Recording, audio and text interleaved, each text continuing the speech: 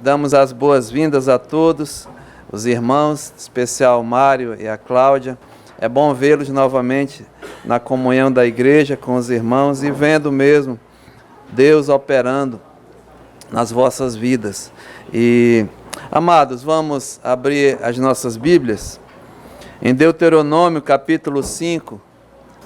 Vamos fazer essa leitura em pé e após a leitura nós faremos uma oração. Deuteronômio capítulo 5, vamos ler os primeiros 15 versos. Vamos fazer essa leitura juntos. Diz assim a palavra de Deus em Deuteronômio capítulo 5. Leiamos. Chamou Moisés a todo o Israel e disse-lhe: Ouvi, ó Israel, os estatutos e juízos que hoje vos falo aos ouvidos, para que os aprendais e cuideis em os cumprirdes. O Senhor nosso Deus fez aliança conosco em Horebe. Não foi com nossos pais que fez o Senhor esta aliança, e sim conosco, todos os que hoje aqui estamos vivos. Face a face, falou o Senhor conosco, no monte, do meio do fogo. Nesse tempo, eu estava em pé entre o Senhor e vós, para vos notificar a palavra do Senhor, porque temestes o fogo e não subistes ao monte, dizendo: Eu sou o Senhor teu Deus, que te tirei do Egito, da casa da servidão.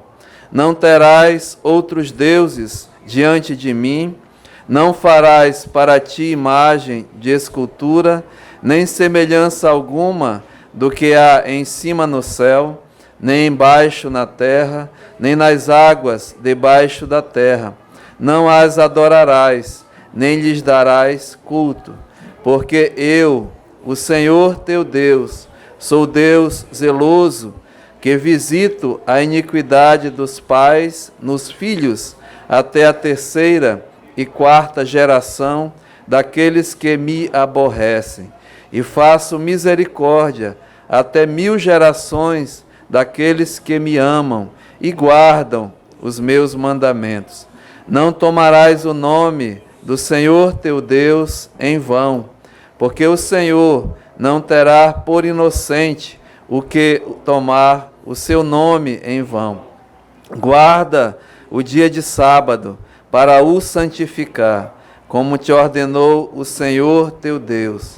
6 dias trabalharás e farás toda a tua obra, mas o 7º dia é sábado do teu Deus. Não farás nenhum trabalho, nem tu, nem teu filho, nem tua filha, nem o teu servo, nem a tua serva, nem o teu boi, nem o teu jumento, nem animal algum teu, nem o estrangeiro das tuas portas para dentro, para que o teu servo e a tua serva descansem como tu. Porque te lembrarás que foste servo na terra do Egito, e que o Senhor teu Deus te tirou dali com mão poderosa e braço estendido, pelo que o Senhor teu Deus te ordenou que guardasse o dia de sábado. Amém. Pai, nós te louvamos, Senhor, pelo privilégio de estarmos reunidos no dia do Senhor, para juntos, Pai, engrandecer o teu nome, louvar o teu nome e especialmente ouvir a tua palavra. Pai, nos ajuda nesse momento, que a tua palavra venha mesmo cheia de graça e de verdade, venha mesmo, Pai, falar aos nossos corações. E eu te peço que, humildemente, o teu Santo Espírito nos seja propício nessa hora. Não só a mim, mas a cada professor da Escola Bíblica Dominical.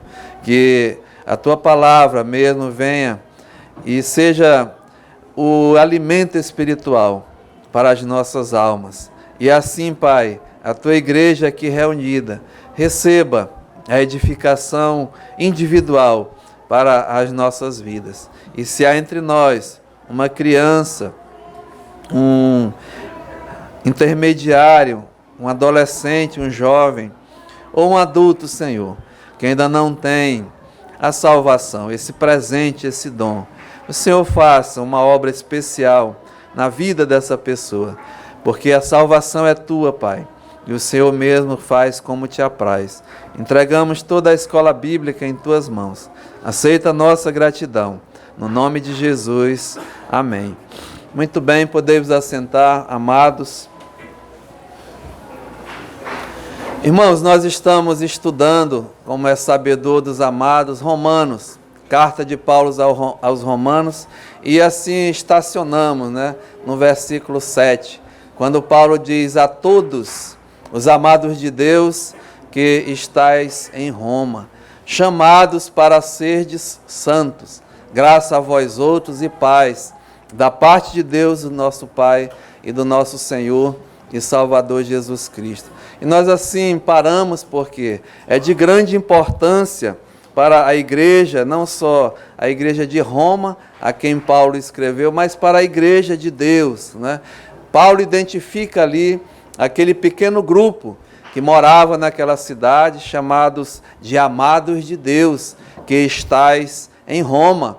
Roma é uma cidade mesmo, a cidade do império, uma cidade mundana, cidade mesmo pecaminosa, cheia, aonde o imperador romano era considerado o rei, não só o rei, mas o Deus, e ali uma cidade mesmo idólatra. E Paulo identifica naquela cidade amados de Deus, que foram chamados para ser de santos. E nós paramos, irmãos, porque a importância dessa palavra chamados para serdes santo é a identificação do salvo.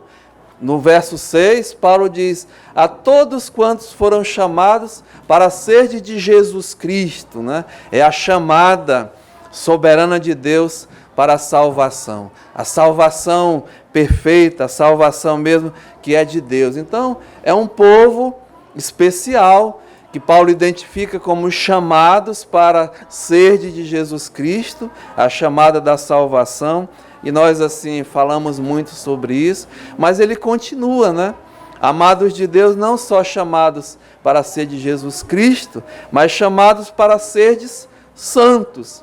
E essa palavrinha, serdes santos, tornai-vos santos, é o nome que é dado ao salvo, Só o salvo que recebe essa identificação de santo. E como santo, temos esse alvo, podemos dizer assim, para as nossas vidas. A chamada salvadora de Jesus Cristo é a chamada de posição. Estamos já salvos em Cristo Jesus. Mas a chamada para ser de santos é a chamada para a nossa santificação, é a de prática, é a vida mesmo cotidiana. E aí nós, irmãos, identificamos a importância mesmo da santificação na vida do crente, na vida do salvo e na vida da igreja. E assim estamos levando nesse assunto de santidade, de santificação, que é, escute bem, a vontade de Deus para o salvo, A vontade de Deus é a vossa santificação. Todo mesmo o Novo Testamento, as Escrituras Sagradas, os pais da igreja, os apóstolos, os homens que colocaram em escrita a vontade de Deus, é unânime, irmãos, todos eles, no relacionamento assim da igreja com Deus, a nossa santidade, a nossa santificação. E é mesmo em toda a área da nossa vida, em todo o nosso procedimento. Por isso nós levamos os irmãos ali para 1 Pedro, logo no primeiro capítulo, diz Pedro: assim como é santo aquele que vos chamou, tornai-vos também vós santos em todo o vosso procedimento, em toda a área das nossas vidas. E assim, irmãos, nós estamos explorando, né, toda a área da nossa vida. E eu coloquei como uma forma de aliteração 4:6. Para quê? Para que você e eu, no nosso dia a dia, saindo aqui da igreja, possamos ter isso em mente, né? O propósito de Deus para a minha vida, para a vida da igreja, para assim as nossas vidas, né? Então, santidade, santificação em nosso viver, em nossa mesmo maneira de andar, enfim. E aí nós colocamos 4 blocos. Primeiro C, santidade no nosso corpo, é individual, é pessoal, é no nosso relacionamento com Deus, né? A primeira nessa área da vida. E nós tratamos vários domingos. O segundo, na nossa casa, na nossa família, no casal, no relacionamento da família, da casa do casal com Deus. E assim, irmãos, o relacionamento entre marido e mulher, esposo e esposa, pai e mãe, pai e filhos, filhos e pais, enfim, né? Nós tratamos também vários domingos. Estamos no terceiro, santidade, agora na casa de Deus, na nossa congregação, aonde nós nos reunimos, né? Deus exige mesmo a santidade. E o quarto é na nossa comunidade, no nosso bairro, na nossa cidade, aonde nós assim vivemos e nós estamos inseridos. Então, irmãos, eu iniciei esses domingos agora, santidade, santificação na casa de Deus. E eu tenho mostrado para os irmãos que há 2 coisas que andam mesmo juntas nesse processo de santidade e de santificação. É a obediência a Deus, a sua palavra, e o temor ao Senhor. É isso que Pedro diz. Veja aqui, 1 Pedro, no capítulo 1, e o verso 14, ele diz assim, olha: como filhos da obediência. Antes, nós não éramos filhos da obediência, éramos filhos da desobediência. Essa era a nossa condição anterior. Filhos da ira, não é? Estávamos mesmo numa relação com Deus de desobediência, de mesmo rebeldia, de mesmo fazendo aquilo que Deus não se agrada, ou seja, pecando contra Deus. Mas Pedro identifica agora como filhos da obediência. Não vos amoldeis às paixões que tinhas anteriormente na vossa ignorância, não é? Pelo contrário, segundo é santo aquele que vos chamou, tornai-vos santos também vós mesmos em todo o vosso procedimento. Porque está escrito, irmão, isso é muito importante: sede santos, porque eu sou santo. Deus é santo e Ele exige de nós a santidade, a santificação. E Ele exige, mas Ele dá as condições, né? Deus não faz nada que Ele não exigiria se Ele não nos desse as condições para isso. E nós somos diferentes, irmãos. O salvo, o crente verdadeiro, habita nele o Espírito Santo. Não tem conversa, né? O salvo, o santo, habita nessa pessoa o Espírito Santo de Deus. É a garantia que eu e você somos filhos de Deus. E o Espírito Santo, irmãos, ele é o selo, né? É aquele mesmo que, acredito, nos dá todas as condições de obedecermos a palavra de Deus. Não só isso, não é a obediência, mas olha o que diz o verso 17. Ora, se invocais como Pai, aquele que sem acepção de pessoas julga, segundo as obras de cada um, portai-vos com temor durante o tempo da vossa peregrinação. Então eu tenho enfatizado nessa igreja que a obediência à palavra de Deus e o temor ao Senhor, temor ao nosso Deus, é a forma mesmo que, assim, é as condições para podermos nos tornar cada vez mais santos. Irmãos, não tem, né, a santificação, ela não é algo que ela é atingida, não. Ela é um alvo, ela é um processo, ela mesmo é a cada dia, né? No nosso, é constante, é uma coisa progressiva. Ela não é estacionária nem estagnada. A santificação ela é progressiva e vai depender da nossa obediência e do temor do Senhor. Então, na igreja não é diferente na casa de Deus. Deus exige a nossa santificação quando nós congregamos, quando nós estamos mesmo buscando verdadeiramente a Deus. E eu levei os irmãos em 1 Coríntios, no capítulo 14, quando Paulo ali escreve à igreja de Corinto, e ele faz a pergunta, né, irmãos, como proceder, né, quando vos reunis?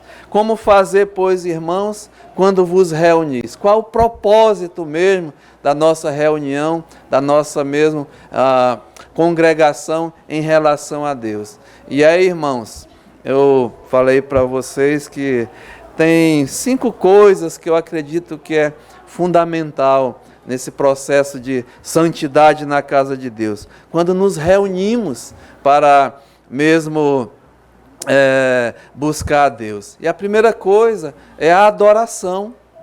Adoração ao Senhor. E eu fiz o A, E, I, O, U, né, para nós lembrarmos. A segunda coisa é a edificação de vidas. Vidas preciosas. Só entra nessa igreja aí, né, 2 tipos de gente. O salvo e o não salvo.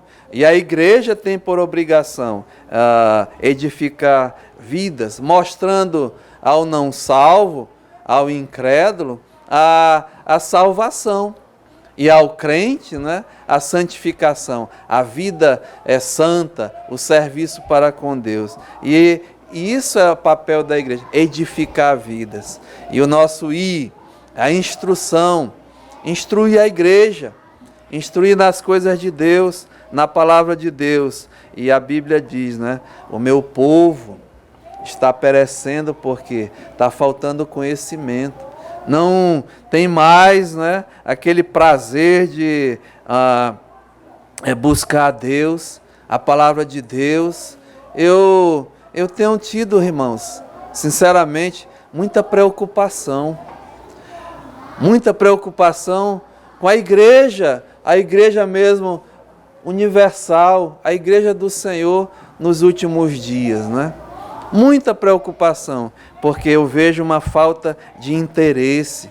Não querem mais saber das coisas de Deus, não querem mais buscar a comunhão com Deus. É notório um relaxo, sabe? É de muito se preocupar. E muitos não querem ter tempo mais de buscar verdadeiramente a instrução de Deus. Eu estava tratando com os irmãos no seminário, na quinta-feira à noite, eu reúno com eles e tenho dito para eles, olha, muito cuidado, né? Porque chegou um tempo em que a Bíblia diz, e nós fomos alertados, que muitos não vão mais querer ouvir a sã doutrina, a instrução de Deus, porque vão se cercar de homens, né, de falsos mestres, como que sentindo coceira nos ouvidos, e se afastarão das coisas de Deus. E a igreja tem a responsabilidade mesmo de instruir. E nós vamos ver porque Deus requer, não é, santidade, Deus requer uma verdadeira adoração, e a igreja sabe, a igreja tem conhecimento dessas coisas, porque não querem mais estudar a palavra de Deus, não estão mais interessados nas coisas de Deus. Então, irmão, santidade, não é? Na instrução. Muitos estão levando de qualquer forma, de qualquer maneira. Não querem, né, gastar tempo. A gente fala assim, gastar tempo. É até ridículo falar dessa forma, né? Mas com as coisas de Deus. Sabe por quê, irmãos? Porque cada vez mais que eu me aproximo da palavra de Deus, ela vai me revelar, né, a minha condição. E geralmente o que afasta até um crente das coisas de Deus se chama pecado. O pecado, ele afasta o homem de Deus. Olhe, eu escuto muito, né? Desviou, esfriou na fé, essas coisas assim acontecendo. Não é do dia para a noite, não. Começa devagarinho. Irmãos, tem uma passagem nas Escrituras em que mostra realmente, né, a tristeza que é um crente que começa a se afastar de Deus, das coisas de Deus, e é bem notório, né? Não sei, Deus sabe. Mas veja que em Lucas, no capítulo 22, Lucas capítulo 22, diz assim a palavra de Deus. É o Pedro, né? Pedro, apóstolo Pedro, chamado mesmo por Jesus Cristo, estava ali durante o ministério de Jesus, próximo dele, e veja o que aconteceu com Pedro. Lucas, no capítulo 22, e verso 31. Lucas 22, 31. É Jesus falando com ele, olha, Simão, Simão, eis que Satanás vos reclamou para vos peneirar como trigo. Irmãos, eu tenho dito para vocês que a nossa luta, ela não é contra carne e sangue, mas contra os principados, as potestades, né? Os poderes desse mundo. E o diabo, ele é um inimigo seu, é um inimigo meu, e nós temos que estar atentos. E aqui Jesus está dizendo que Satanás reclamou, né? Pedro queria mesmo para peneirar como um trigo.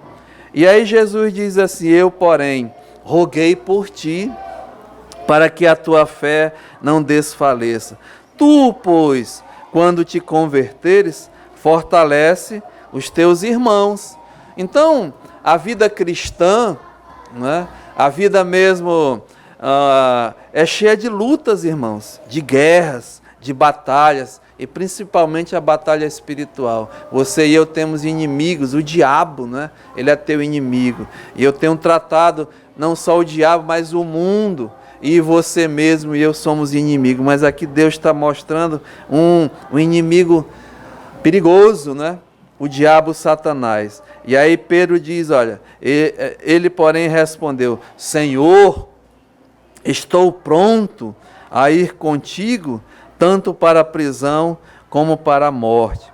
É interessante, irmãos, que a vida cristã, né, o homem e a mulher, quando estão próximos, buscando mesmo a comunhão, estamos próximos do Senhor, há essa sensação, e é verdade, de fortaleza, de confiança, mas aqui é um perigo muito grande de ser autoconfiantes, né? Autossuficientes, a ponto de dizer, Senhor, eu estou pronto a ir contigo, tanto para a prisão como para a morte. Nós temos que ter muito cuidado na nossa vida cristã. Irmãos, a ponto de nos tornarmos autossuficientes. Eu posso, né? Eu estou com Deus, essa coisa. Muito cuidado, porque você tem inimigos perigosíssimos. E aqui Jesus diz, olha, verso 34, mas Jesus lhe disse, afirmo-te, Pedro, que hoje 3 vezes negarás que me conheces, antes que o galo cante. Jesus está dizendo para o Pedro, olha, eu te afirmo, né, que tu vais me negar ainda hoje, antes que o galo cante. E, irmãos, nós vamos ver, assim, o perigo que é, né, desobedecer a palavra de Deus, se tornar autoconfiante, achar que eu sou forte o suficiente, né? Sou imbatível. Tem que acabar com esse tipo de coisa. Mas olha o que aconteceu com Pedro. Veja o verso 39. E saindo, foi como de costume para o Monte das Oliveiras, e os discípulos o acompanharam. Chegando ao lugar escolhido, Jesus lhes disse: orai, para que não entreis em tentação. A importância, nós vamos ver mais na frente, da oração, em obedecer à palavra de Deus. E aqui você vai ver que Pedro começou a deixar de ouvir a instrução do Senhor. Começou a não obedecer à palavra de Deus, porque Deus diz: orai, né? Vocês têm que orar. Para quê? Para que não entreis em tentação. E se você olhar aqui no versículo 45, Jesus foi orar. E levantando-se da oração, foi ter com os discípulos e os achou dormindo de tristeza. E lhes disse: por que estáis dormindo? Levantai-vos e orai, para que não entreis em tentação. Meu amado, Deus está dizendo, está instruindo para ti hoje pela manhã que você deve orar, né? Que você precisa orar. Mas você está ouvindo a palavra de Deus? Ou começou a dizer: eu sou autoconfiante, né? Eu sou de Jesus, eu estou com o Senhor, mas não está mais orando? Começa assim. Sexta-feira, essa igreja aqui, ela tem um culto de oração. Não tem desculpa para ninguém.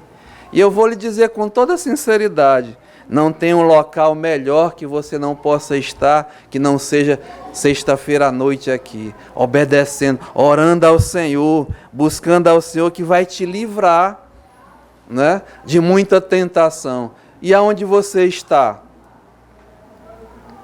Cuidado, né? Então Pedro, ele estava dormindo.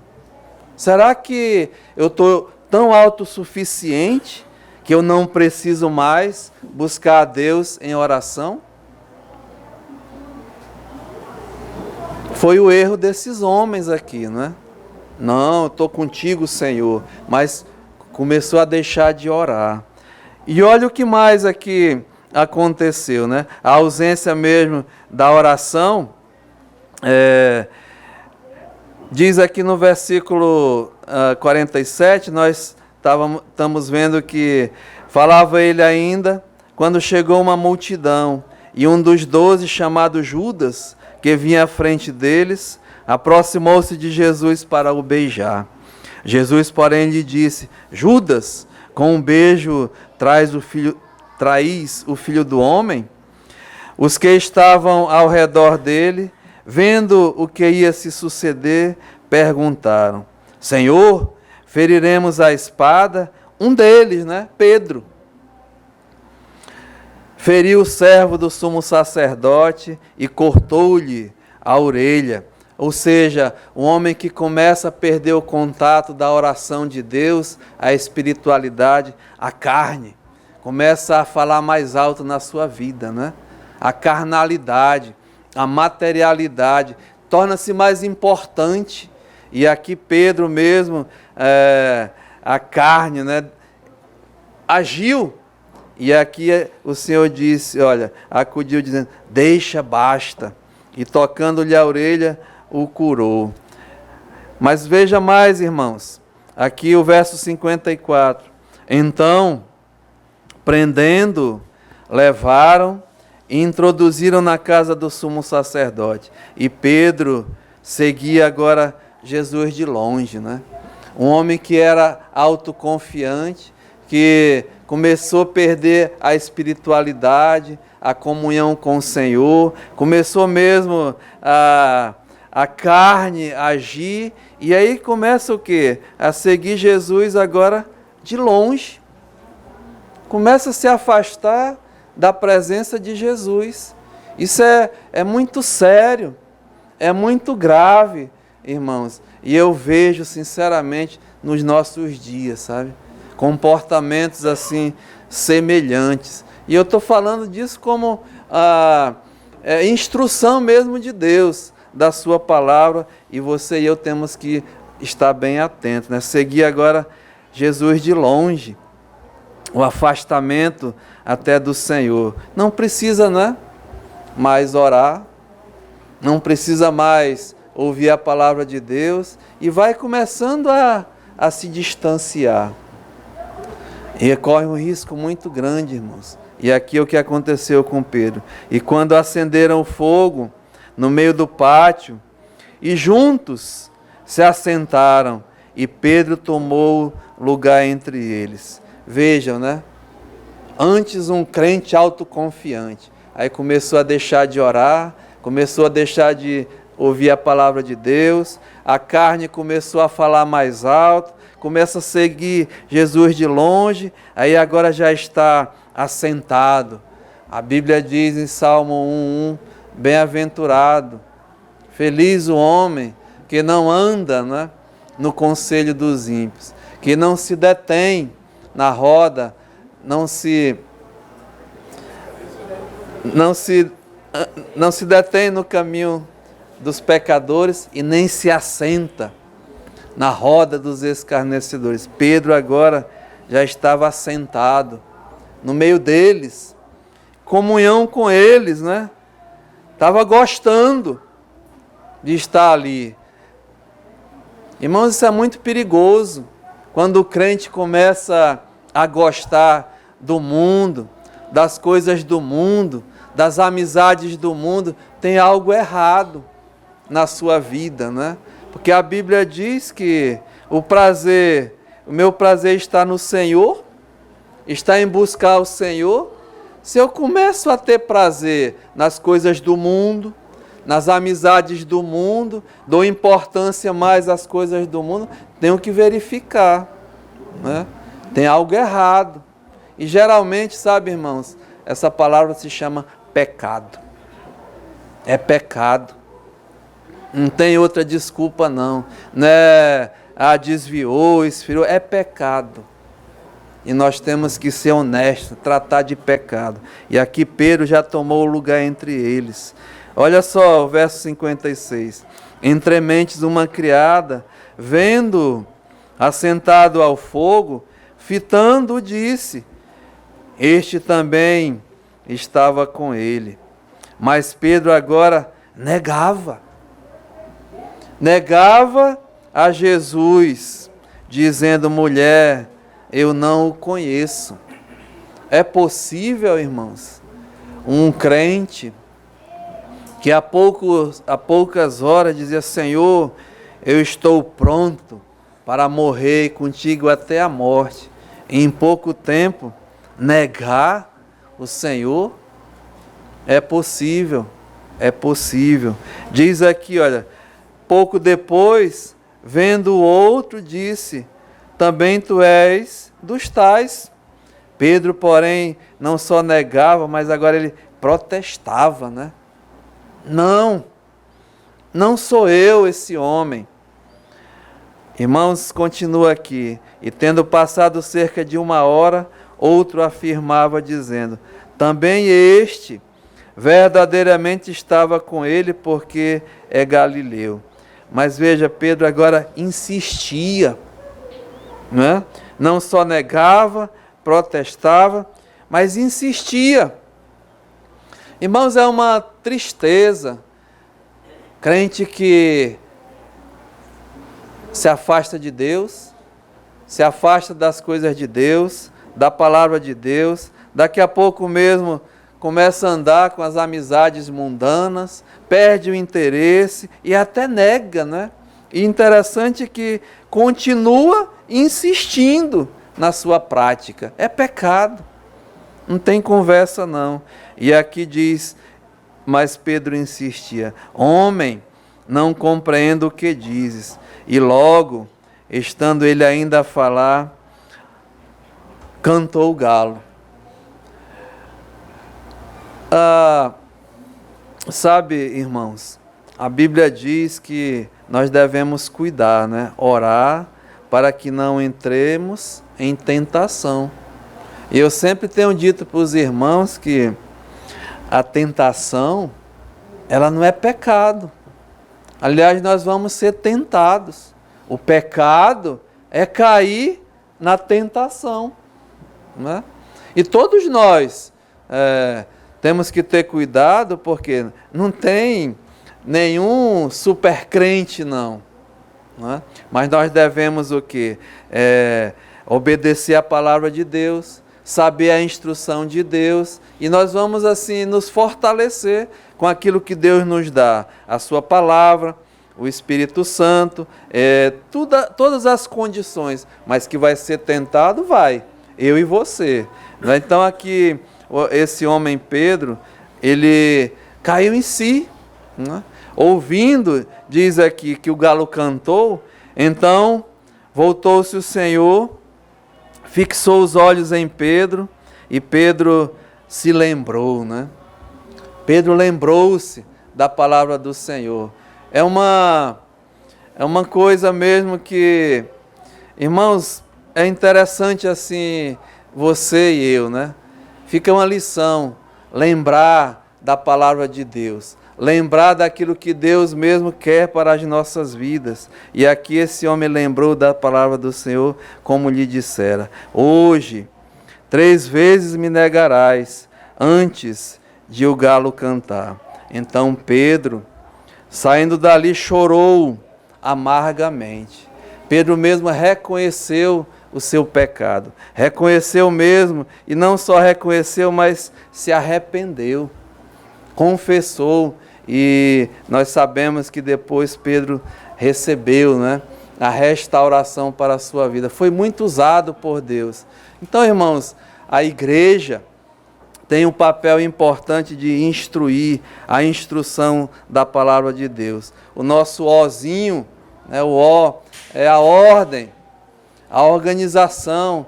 A palavra de Deus diz que Deus não é um Deus de confusão, mas é um Deus de decência e um Deus de ordem. E nós vamos ver também a santidade na casa de Deus requer a ordem, a organização, o temor de Deus, a decência, né? E o U é a união. União, a comunhão do corpo de Cristo. E se Deus permitir, nesses domingos, nós vamos tratar dessas coisas. Mas adoração a Deus, né? Nós estamos, e eu fiz questão de ler para os irmãos, em Êxodo, Deuteronômio, capítulo 5. Deuteronômio, capítulo 5. Aqui, irmãos, Deus, Ele instrui ao seu povo, né? Deus dá a instrução da palavra de Deus ao seu povo. Como mesmo esse povo que Ele escolheu deve a Ele adoração. Adoração verdadeira. Por quê? Porque há a adoração falsa, a falsa adoração que Deus proíbe. Deus proíbe. Mas os homens assim até continuam praticando. E aqui eu fiz questão de mostrar esses 15 primeiros versos, porque como Deus requer a adoração a Ele, né?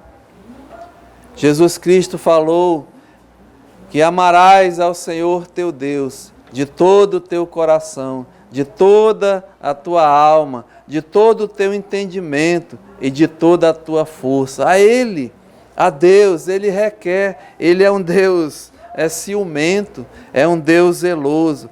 E semana passada eu comecei a mostrar para os irmãos que a falsa adoração, ela é proibida por Deus e é praticada, né? E aqui, os primeiros 4 mandamentos de Deus, é bem claro, diz aqui, olha, no versículo 6, eu sou o Senhor teu Deus, que te tirei do Egito e da casa de servidão.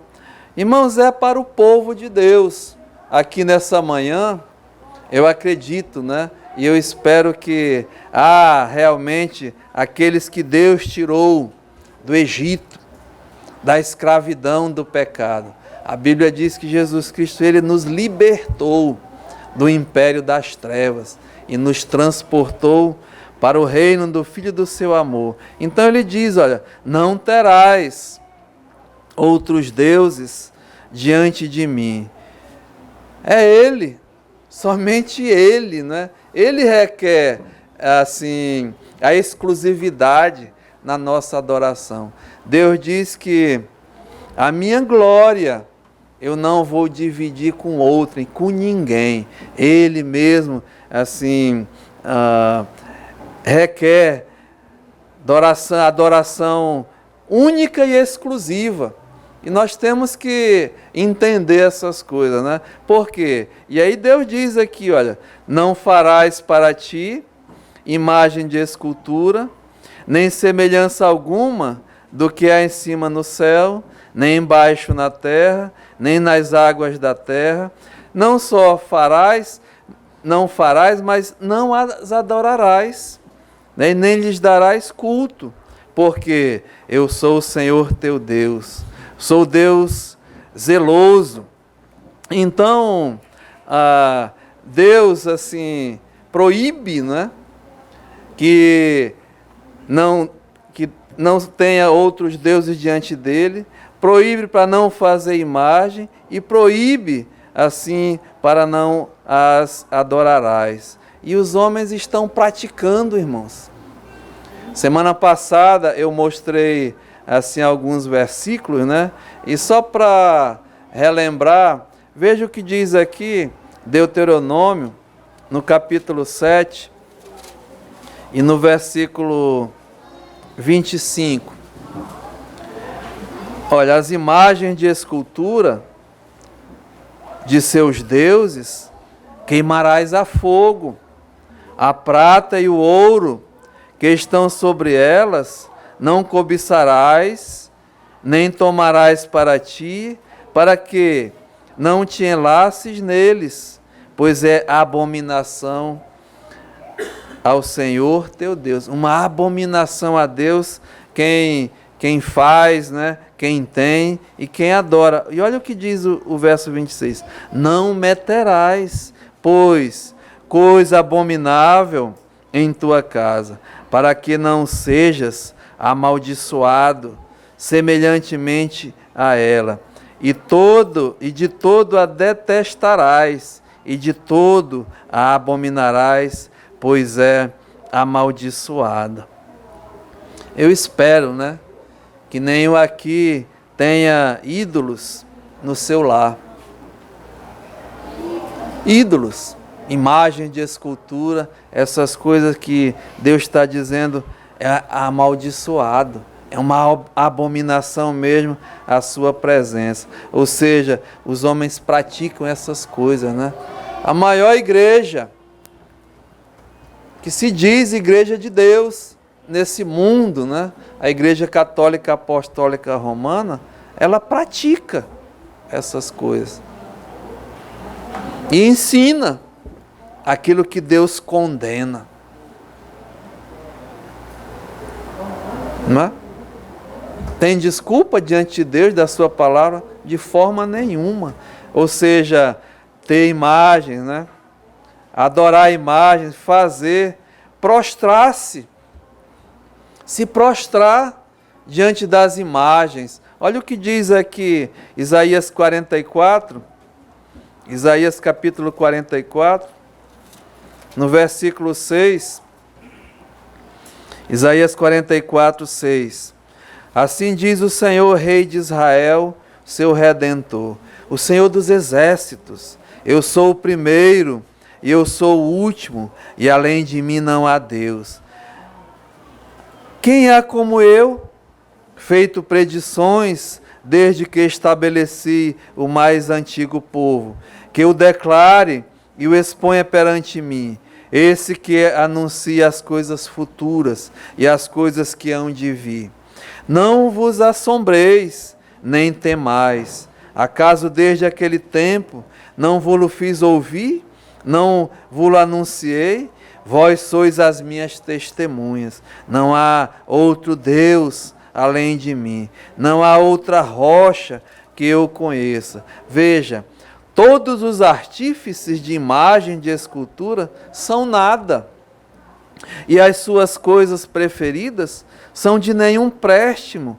Eles mesmos são testemunhas de que elas nada veem, nem entendem, para que eles sejam confundidos.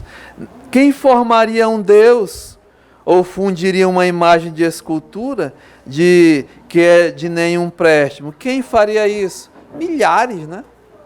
O mundo está cheio disso. E até incentivado, porque é até uma forma de comércio. Muitas igrejas são sustentadas por isso, né? Nós sabemos, mas diz aqui que Deus abomina essas coisas. Olha o que diz: eis que todos os seus seguidores ficariam confundidos, pois os mesmos artífices não passam de homens. Ajuntem-se todos e se apresentem, espantem-se e sejam a uma envergonhados. O ferreiro faz o machado, trabalha nas brasas e forma um ídolo a martelo. Forja-o com a força do seu braço. Ele tem fome e a sua força falta, não bebe água e desfalece. O artífice em madeira estende o cordel e com o lápis esboça uma imagem, alisa com plaina, marca com um compasso e a faz a semelhança e beleza de um homem. E que possa morar em uma casa. Um homem corta para si cedros, toma um cipreste, um carvalho, fazendo escolha entre as árvores do bosque. Planta um pinheiro e a chuva o faz crescer. Tais árvores servem ao homem para queimar. Com parte a sua madeira se aquenta e coze o pão. E também faz um Deus, veja, e se prostra diante dele. Não só tem, como faz, como adora, mas agora se prostra. Irmãos, eu sou um dos tais. Não vou dizer cansei, mas várias vezes me ajoelhava diante de uma imagem, beijava que os pés assim, era gesso ou coisa, ia desgastando, né? O homem faz isso. E homens que se dizem, né, representantes de Deus aqui, não lê o que está escrito na sua palavra? Diz aqui, se prostra diante dele, adora. Esculpe uma imagem e se ajoelha diante dela, está vendo? Metade queima no fogo e com ela coze a carne para comer. Assa e farta-se. Também se aquenta e diz, já me aquento, contemplo a luz. Então, do resto, faz um Deus, uma imagem de escultura, ajoelha-se diante dela, prostra-se e lhe dirige a sua oração. É mais claro do que isso, né? Livra-me, porque tu és o meu Deus. Olha o que Deus diz aqui. Nada sabem, nem entendem, porque se lhes grudaram os olhos, para que não vejam, e os seus corações já não podem entender. A Bíblia diz, irmãos, e amado amigo nessa manhã, que o Deus desse século, ele cegou, né, o entendimento dos incrédulos. O homem natural, ele não entende as coisas do Espírito de Deus, porque para ele é loucura. A gente está pregando assim, falando com pessoas que praticam essas coisas, e nós somos mesmo rechaçados, né? Não querem saber. Mas infelizmente, o Deus desse século cegou o entendimento dos incrédulos. E aqui vejo 19, nenhum deles cai em si. É uma triste condição, né? Escravos. Já não há conhecimento nem compreensão para dizer, metade queimei no fogo e cozei pão sobre as suas brasas. Assei sobre elas carne e a comi. E faria eu do resto, veja, uma abominação? É abominação. Ajoelhar-me-ia eu diante de um pedaço de árvore? Ou de gesso, né? Ou de ferro, ou de bronze? É triste, irmãos, a condição de muitos. Quando eu falo igreja, não é igreja evangélica, não, é a igreja que se diz de Jesus Cristo, né? Estão fazendo essas coisas, mas diz aqui a palavra de Deus, Deus proíbe, né? Deus abomina, aquele que faz, aquele que tem, aquele que pratica, aquele que adora, aquele que se prostra. Sacrificar perante imagens, eu dei versículos na semana passada. Diz mais, né? Jurar perante as imagens, falar em nome de outros deuses, servir a outros deuses. Eu só estou relembrando, né, irmãos? E a partir de agora eu tenho versículos para dar mais sobre coisas que Deus, assim, abomina, Deus condena em sua verdadeira adoração e os homens estão praticando a falsa adoração. E a igreja tem o papel, né, de instruir e faz parte da santidade, da santificação da igreja. Mas veja aqui outras coisas, né? Adorar anjos, né? Partiu para outra coisa, imagens e tal, mas aqui diz adorar anjos. Tem gente que adora aos anjos. Olha o que diz aqui o Senhor Jesus em Mateus capítulo 4, é bem conhecido, né? Na tentação do diabo com Jesus Cristo, Mateus capítulo 4, e no versículo 8 diz assim: levou ainda o diabo, não esqueça que o diabo é um anjo, né? É um anjo caído, mas é um anjo. Levou o diabo a um monte muito alto, mostrou-lhes todos os reinos do mundo e a glória dele. Ele é um anjo mesmo caído. E olha o que disse o diabo, né? Tudo isto te darei, se prostrados o quê?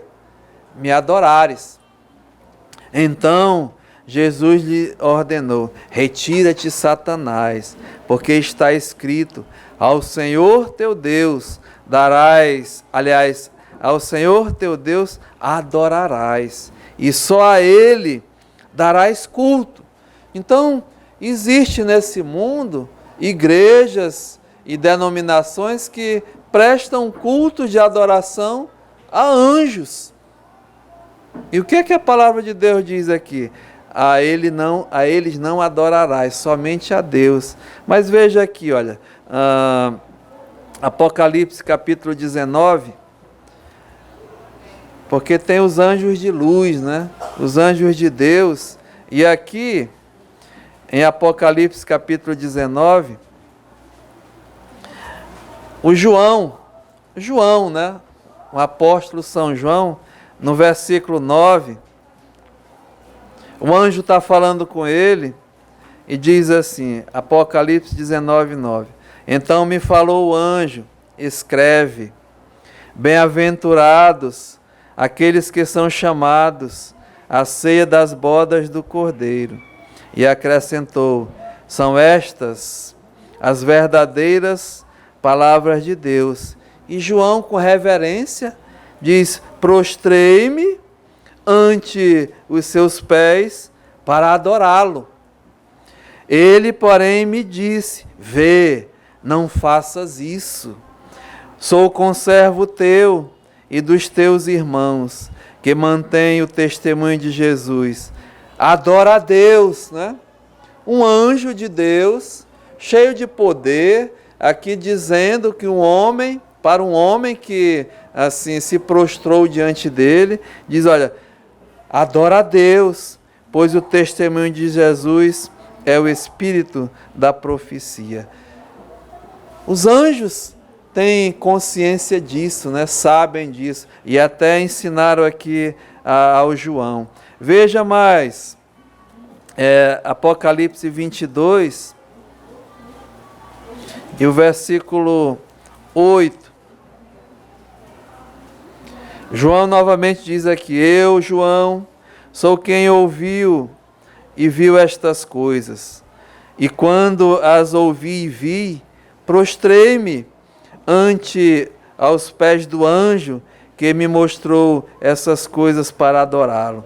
Então ele me disse: vê, não faças isso, eu sou um conservo teu, dos teus irmãos, os profetas, e dos que guardam as palavras deste livro.